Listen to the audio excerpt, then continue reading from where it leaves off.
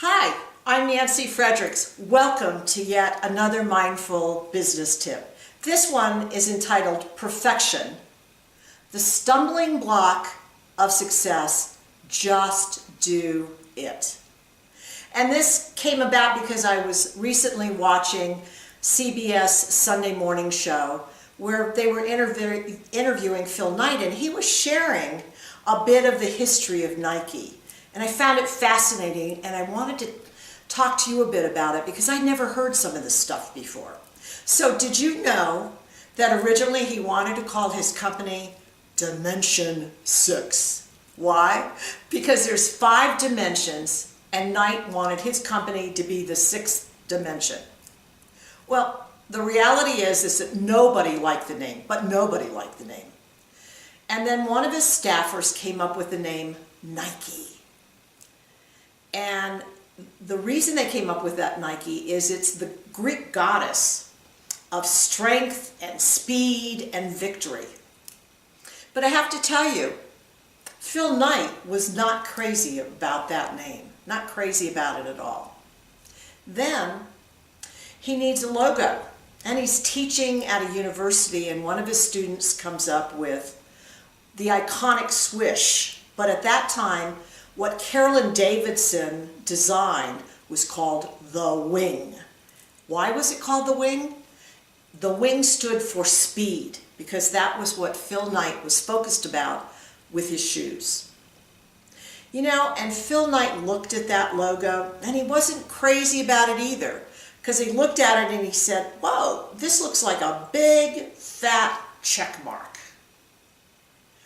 Now that he said that to me, I can't get it out of my mind. So when I look at the Nike logo, it does look like a fat check mark. So don't go there on your own. So he wasn't crazy about this logo either. So he's not crazy about the name Nike. He's not crazy about the wing.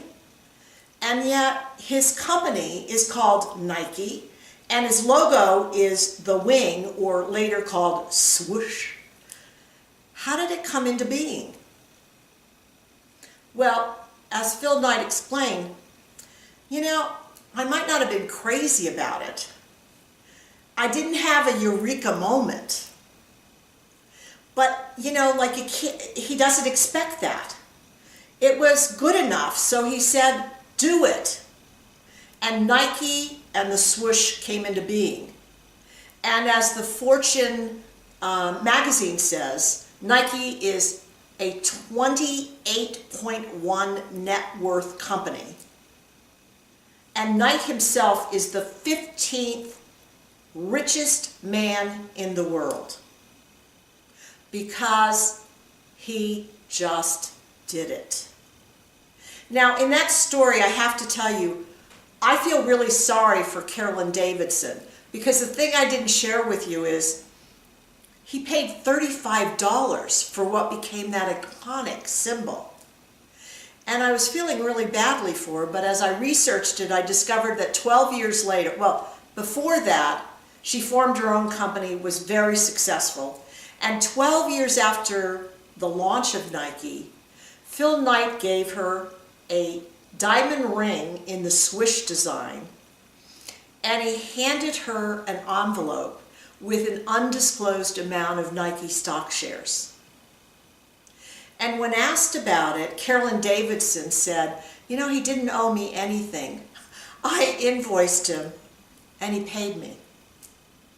So here are 2 people who just did it and created success in their world.